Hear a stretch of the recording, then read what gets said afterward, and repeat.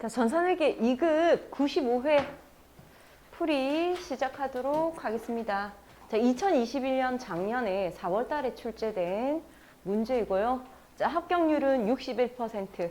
문제를 풀어보시면 아시겠지만 난이도가 좀 낮습니다. 문제 난이도가. 그래서 이제 수월하게 풀이가 이제 될 거예요. 자, 이론 문제 15문제. 한 문제당 2점. 어려운 문제도 있고 쉬운 문제도 있고 하나당 모두 다 2점인데 굳이 어려운 문제에 집착해가지고 막 이것을 풀 것이다 해서 한 5분 걸려가지고 한 문제 풀었어. 그래서 이제 맞췄어. 와, 행복해. 2점짜리 한 문제 내가 풀어서 맞췄어. 5분 썼다. 행복합니까 이게? 저 5분 걸려 한 문제 풀 것 같으면 제끼는 게 맞아요. 그래서 어려운 문제 있으면 어차피 쉬운 문제 2점, 어려운 문제 2점이니까 이제 보시고 어렵다 싶으면 제껴. 그리고 실기에서 이제 실수하지 않고 꼼꼼하게 입력할 수 있도록 그래야 합니다. 자, 이론 1번 거래 결합관계에서 성립할 수 없는 것은 거래 결합관계는 뭐냐면 여기는 안 나오지? 여기로. 자산 증가. 책상 샀어요. 돈 나가요. 자산 감소. 이게 결합관계예요. 책상 샀어요. 돈 안 줬어요. 부채 증가. 이게 결합관계예요. 책상이 우리 회사에 증가했어요. 책상 증가. 그 다음에 사장님이 사업을 시작할 때 이렇게 이제 낸 거예요. 사업을 시작할 때 자기 집에 있는 거 들고 온 거예요. 책상 증가, 사장님 책상 증가. 그 다음에 누가 책상을 공짜로 줬네? 책상 증가, 자, 수익 증가. 자, 이것이 결합 관계다. 됐죠? 그래서 차변에 부채 감소하면 차변에 적히고 자본이 감소하면 차변, 비용의 발생은 차변. 맞나요? 야. 자, 그래서 뭐 이렇게 이제 이어지고 뭐 이렇게 이어지고 자 하는 것이 결합관계예요. 부채 증가 차변에 올 수 없어요. 정답은 1번. 그래서 자산의 증가 차변 올 수 있고 자본의 증가 이제 올 수 있고요. 자산의 증가 3번 수익의 발생 올 수 있어요. 비용의 발생 그리고 자산의 감소 올 수 있습니다. 그래서 1번은 거의 3초 문제다. 자, 보시고 2번 다음 재무자료에 대한 설명으로 옳지 않은 것은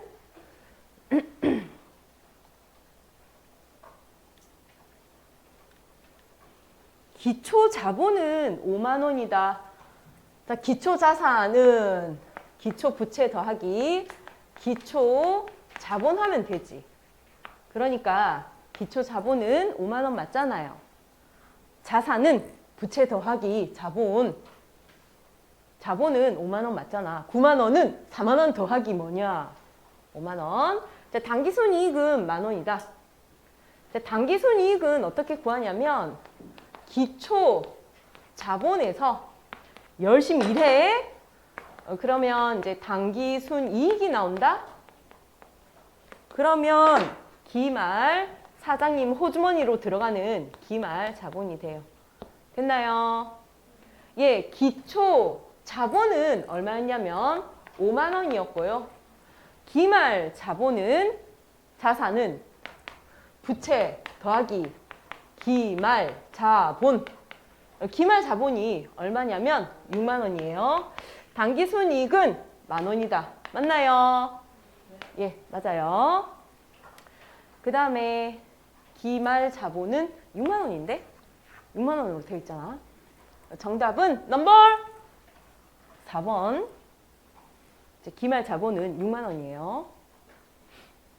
자, 3번 한번 확인해 보시고 그 다음에 3번 넘어가겠습니다. 자, 다음 중 재무상태표에 사용되는 자, 개정 과목과 그 예시로 가장 적절하지 않은 것은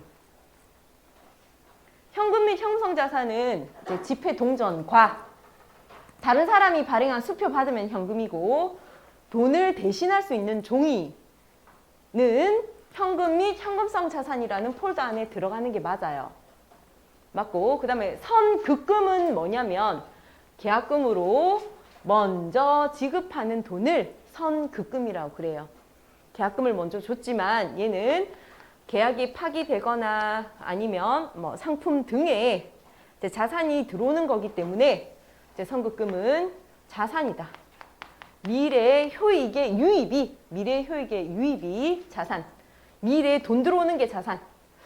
그래서 이제 미리 지급한 계약금 내 호주머니에서 지금 나갔지만 자, 지금 먼저 나간 계약금은 계약이 깨지면 다시 돈으로 들어오거나 아니면 상품을 끌고 온다. 뭔가 이제 돈 되는 거 끌고 와. 그래서 이제 선급금 자산이에요.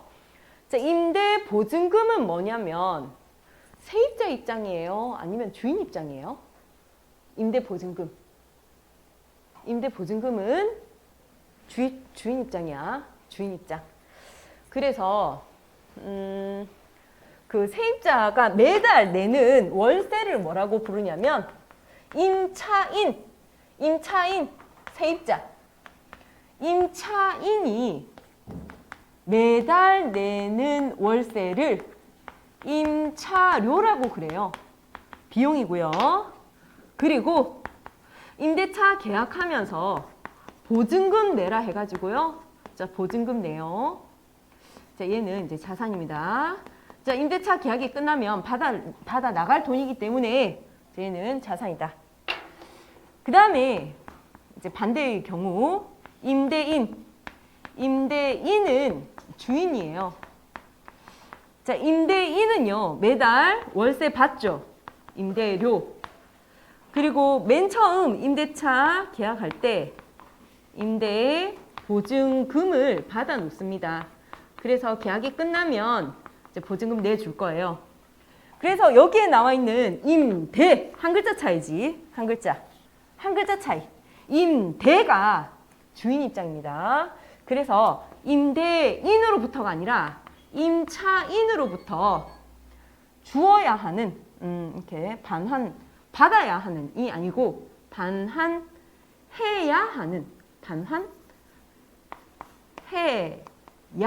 하는 전세 또는 월세 보증금. 그래서 부채. 임대 보증금은 추후에 계약 끝나면 임차인에게 반환해야 하는 전세 또는 월세 보증금이라서 이제 3번이 틀렸어요. 자, 그 다음에 이제 미지급 비용, 안 준 비용이네. 단기에 속하는 기속되는 비용 중 약정 기일이 도래하지 않아 지급하지 못한 비용이 미지급 비용 맞습니다. 임대잖아. 대변에 오는 거 부채. 임차잖아. 차변에 오는 거 자산. 이렇게 좀 봐도 돼. 임차잖아. 비용. 차변에 오는 거 비용. 임대잖아. 대변에 오는 거 수익. 이렇게 이제 보셔도 됩니다. 네, 됐습니다.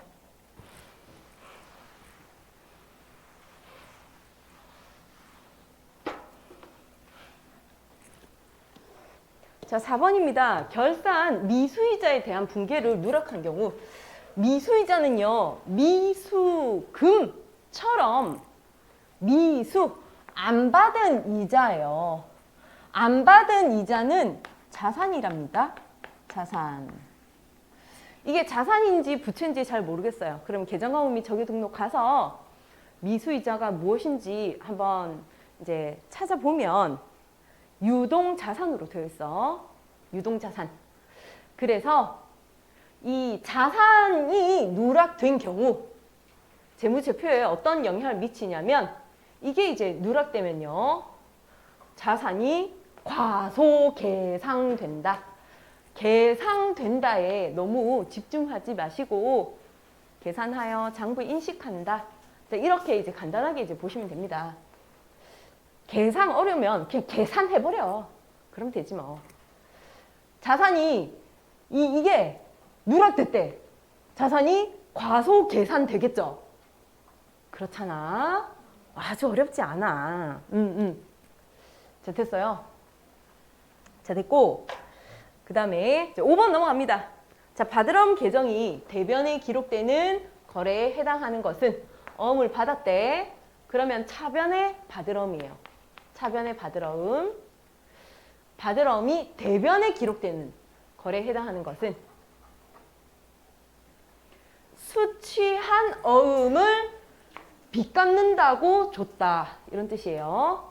2번은 상품을 매출하고 수취한 어음, 상품 매출하고 받아놓은 어음이 있었어. 수취한 어음이 있었어. 이걸 빚갚느라 줬다. 빚갚느라 외상 매입금, 부채 감소 차변, 빚갚느라 받아놓은 어음을 주었다. A의 빚을 갚느라 B한테 돈 받을 수 있는 어음을 주었다. 이게 배서예요, 배서. 그래서 대변에 받을 어음이 2번에 맞죠? 자, 2번에서 받을 어음이 대변으로 나옵니다. 자, 3번 갑니다. 자, 외상 매출금을 어음으로 받다. 어음으로 받았잖아. 그러면 차변에 받을 어음이 오고요. 그 다음에 이제 매입처가 발행한 약속어음이 만기가 되어서 현금으로 지급하다. 현금으로 지급했잖아. 대변에 현금이에요. 됐나요? 응. 됐어. 자, 그 다음에 이제 6번. 비유동 부채에 해당하는 것은 무엇인가? 사채예요. 자, 지난 회차 96회차에도 이 문제가 나왔었고, 이제 96회차에서는 퇴직급여 충당 부채가 정답이고요. 그 다음에 이 문제에서는 사채가 정답이네요. 자, 비유동 부채는요, 사채, 그리고 충당, 그리고 장기 차입금, 그리고 또 뭐냐면 보증금 들어가면 부채다. 이때 이제 장기는 유동성 장기 부채는 안 돼. 유동성 장기 부채라는 계정 과목이 있는데 얘는 안 됨. 왜냐면 장기 부채가 움직였거든. 그래서 유동성 장기 부채는 안 됨. 그 다음 보증금 중에서도 임차 보증금은 안 되고요. 임대 보증금이 부채다. 이게 너무 헷갈리고 어렵다. 그러면 계정과목 및 적용 등록 들어가셔서 사채 쳐보세요. 그러면 비유동 부채로 나옵니다. 됐나요? 예, 넘어갑니다.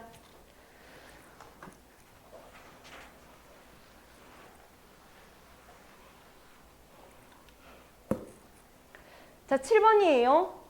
다음 거래에 대한 기말 분계로 가장 옳은 것은 기말 12월 31일 분계로 옳은 것은 외상 매출금 받을 어음이 있어요. 3천만 원인데 2%를 떼일 것 같다고 이제 예상한대요.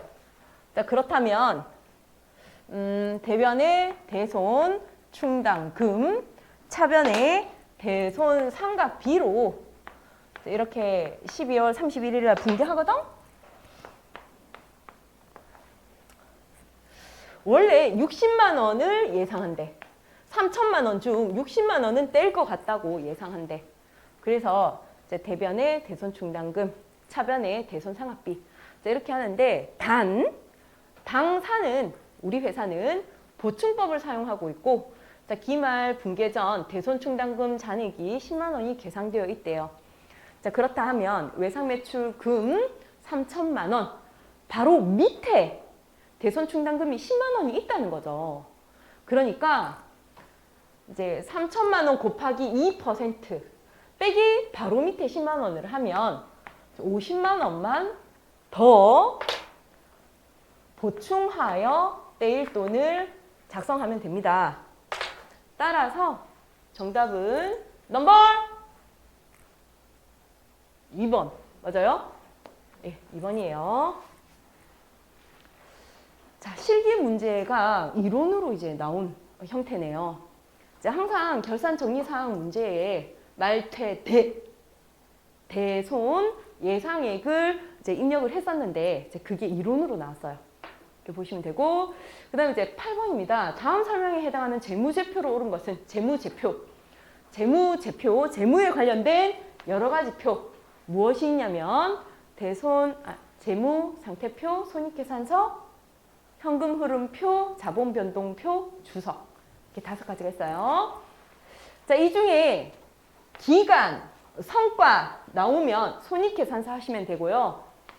시점, 재산, 상태 나오면 재무상태표 찍으면 돼요. 전산회계 2급에서 자본변동표나 현금흐름표가 답된 적은 없습니다. 됐나요? 예. 참고하시면 되겠습니다. 자, 9번입니다. 물가가 지속적으로 하락한대. 물가가 지속적으로 하락.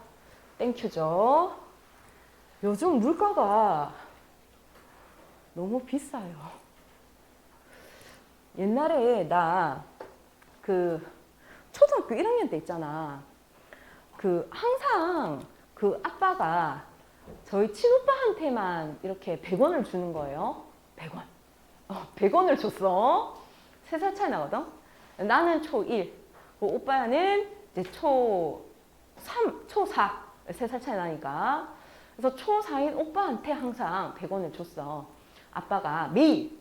왜 줬냐 보니까 학교 마치고 나를 데리고 핫도그 사 먹으라고. 그래서 100원을 줬어요. 핫도그는 얼마란 말이에요? 50원이었어. 나의 초등학교 1학년 때는 핫도그가 50원입니다. 진짜로. 알겠지? 50원이었어. 그래서 이제 그때 생각에 이제 잠시 잠기는데, 그때 이제 핫도그를 굉장히 이제 참 맛있게 먹었던 기억이 나요. 어떻게 먹었냐면, 먼저 겉에 있는 빵을 먼저 먹습니다. 알겠죠? 집에 걸어오는데 한 30분 정도 걸렸나 막 그래. 30분 동안 빵을 먹어. 조금씩 알겠죠? 그러고 그 다음에 마지막에 이 햄이 남잖아? 그래서 이 햄을 빨아먹던지. 미안하다. 너무 더럽지만 예전에는 정말 그랬어. 집신 신고 다니진 않았다. 어쨌든 저 햄을 빨아먹던지 조금씩 이제 먹어요. 그러면 어떤 일이 발생하냐면 저희 오빠야가 뺏어가지고 햄을 쏙 빼먹습니다. 그리고 나서 저는 엉엉 울고 그런 일이 많았어요. 자, 알겠죠? 그래서 맛있는 건 항상 마지막에 먹는다. 자, 예전에 이제 초등학교 1학년 때 그런 생각을 가지고 있었는데 맛있는 건 먼저 먹어야 해요. 자, 알겠지? 그런 정의를 저희 오빠애가 가르쳐 줬단 말이에요. 맛있는 건 항상 먼저 먹어야 된다. 알겠죠? 그래서 이 핫도그가 물가가 지속적으로 계속 상승해서 지금은 핫도그 얼마입니까? 명랑 핫도그 뭐 이런 데 이제 보면, 아니면 울산대공원 앞에 뭐 이렇게 트럭 와가지고 또 핫도그 파는 거 보면 2,000원에서 2,500원 한다? 전보 햄 들어간 거 있잖아, 뭐 이런 거. 기본적인 햄도 2,000원에서 2,500원 해요. 엄청 올랐지? 그럼 몇십 년 동안 계속 물가가 지속적으로 상승하고 있었습니다. 자, 이걸 뭐라고 부르냐면 인플레이션이라 그래. 인플레이션. 물가가 지속적으로 오는 것. 지금은 뭐 물가가 지속적으로 상승, 물가가 지속적으로 하락 이렇게 이제 이야기가 나오지만 다음에는 인플레이션 시라고 나올 수도 있어요. 그러니 이제 물가가 지속적으로 상승한다. 그러면 인플레이션이라고 이제 용어를 알고 계시면 되고요. 어쨌든 물가가 지속적으로 상승하게 되면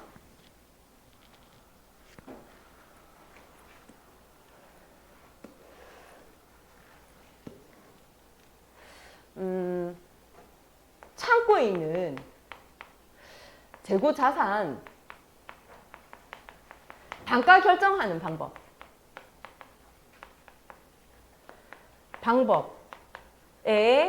크기를 한번 알아볼게요. 물가가 지속적으로 상승할 때 말이야. 그때 재고 자산의 단가 결정하는 방법의 크기를 좀 알아보겠어. 이제 재고자산의 단가를 결정하는 방법에는 생일 축하가 있어요. 생일 축하. 시읒 이응 치읒 히읗. 알겠죠? 그래서 재고자산의 창고에 남아있는 물건의 금액을 결정하는 방법은 생일 축하가 아니라 사실 선입 선출법, 이동평균법, 총평균법, 후입 선출법이 있습니다. 자, 이때 어쨌든 결론을 말씀드리자면 기말 자산과 느낌이 비슷한 이익은 선입선출법, 이동평균법, 총평균법 순서대로 커요. 자, 기말 재고자산과 이익은 선입선출법이 가장 크다. 창고에 남아있는 재고자산의 단가를 결정했는데 그때 이제 선입선출법으로 하면 기말 재고자산과 이익이 가장 크대요. 창고에 재고자산이 막 그득그득 있는데 이걸 만약에 단가를 결정할 때 후입선출법으로 하면 기말 재고자산이나 이익이 가장 작대요. 됐나요? 반대로 얘랑 이제 반대되는 매출 원가는 생일 축하가 반대로 이렇게 됩니다. 어떤 경우에? 물가가 지속적으로 상승하는 경우에. 물가가 지속적으로 상승하는 경우에 창고에 있는 재고자산의 물건의 단가를 결정하는데 자, 이때 이제 선입선출법으로 했다면 자산이나 이익이 가장 크고 매출 원가가 가장 작아요. 단가를 결정하는 방법 중 후입선출법을 선택하면 자산이나 이익이 가장 작고 매출 원가가 가장 커요. 물가가 상승할 때. 됐죠? 예. 근데 지금 문제는 뭐냐면 물가가 지속적으로 하락한단 말이야. 그때 매출 원가가 가장 작게 나타나는 것은 뭐냐면 선입선출법이에요. 왜냐면 지금은 물가가 상승하고 있을 때 이렇게 입이 벌어졌는데 물가가 하락할 때는 반대로 돼요. 자, 그래서 정답은 선입선출법이에요. 아, 미안하다. 가장 작게 나타나는 것은. 맞지? 아니니? 후입선출법이니? 후입선출법이지? 매출 원가가 가장 작게 나타나는 것은 후입선출법이다. 물가가 상승할 때는 후입선출법이 제일 컸는데 물가가 지속적으로 하락할 때는 후입선출법이 가장 작아. 반대로 되기 때문에. 됐나요? 예. 제가 물가가 하락하는 경우를 먼저 설명드린 게 아니라 물가가 지속적으로 상승하는 경우를 먼저 예를 들었어요. 이유는 시험에서 이제 한 98% 정도는 물가가 상승한다는 가정하에 문제를 내거든. 그런데 이 문제만 물가가 하락하는 경우에 문제를 냈어. 그래서 자주 나오는 문제는 아니다. 물가가 하락하는 경우가 잘 나오는 게 아니라 물가가 상승하는 경우가 잘 나와요. 그러니 예, 참고하셔가지고 공부하시면 되겠습니다.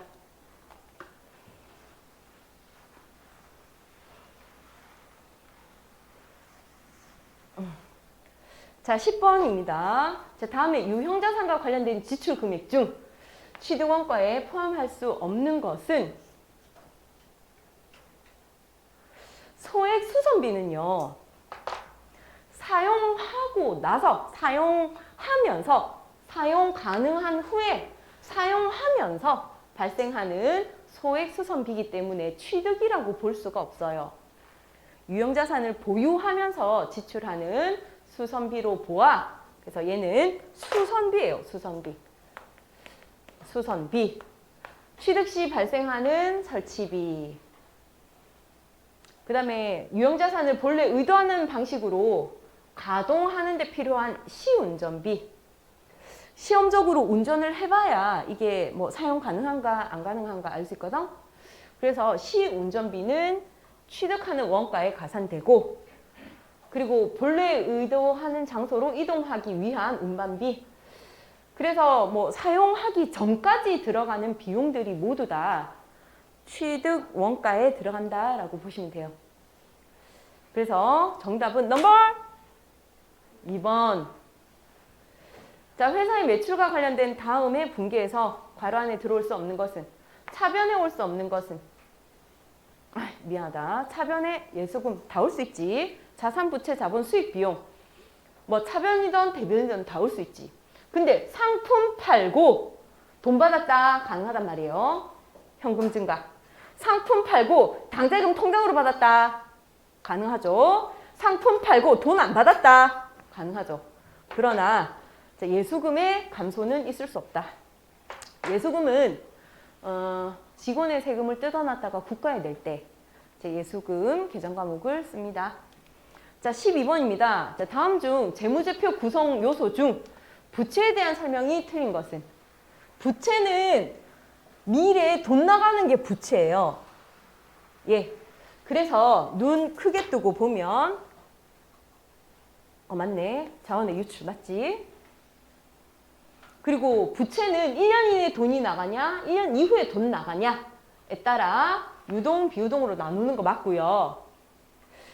그리고 이제 단기 차입금 1년 이내에 갚기로 하고 빌린 돈은 보고기간 종료일 12월 31일이에요. 이때를 기준으로 해서 1년 이내에 결제되어야 하므로 영업주기와 관계없이 유동부채로 유동부채, 단기 유동부채로 분류합니다. 자, 비유동부채는 보고기간 종료일 12월 31일로부터 1년 이내에 1년 이후에 자원의 유출이 예상되는 부분이다. 그래서 예상되는 부분은 이제 유동부채로 분류할 수 없다. 틀린 것은 자, 비유동부채는요 1년 이후에 유출되는 거예요. 자, 그래서 정답은 4번이 틀렸습니다. 자, 1년 이후에 돈 나가는 게 비유동 부채지 1년 이내에 돈 나가는 거는 아닙니다.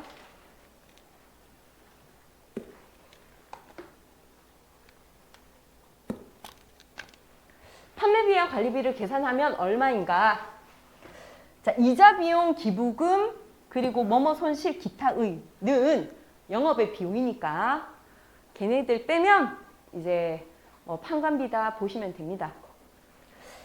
자, 이자 비용, 영업의 비용, 복리후생비 외운 적 없죠? 판관비 맞아요. 통신비 외운 적 없어요? 판관비 맞고, 기부금 영업의 비용으로 외웠잖아요. 임차료 비용이니까 맞고. 그 다음에 계정 과목 중에 B자로 끝나면 다 비용이야. 근데 개발비만 무형자산이에요. 됐나요? 개발비만 무형자산이다. 얘는 비용이 아니라 무형자산. 시험에 꽤 이제 잘 나오던 파트였습니다. B자로 끝나지만 무형자산인 걸 알고 계셔야 돼요. 그래서 복리후생비, 통신비, 임차료 다 더하면 얼마예요? 41? 예. 그래서 13번의 정답은 1번. 자, 15번. 유형자산에 대한 설명으로 틀린 것은? 유형자산은 일단 형태가 있지. 그치? 유형이니까 형태가 있어.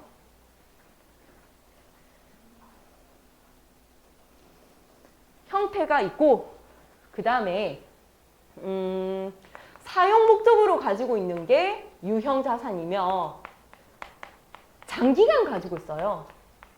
그래서 어떤 주제가 나오냐면 가치 감소시키는 감가상각이라는 주제가 나와요. 자, 이게 유형자산의 큰 특징이에요.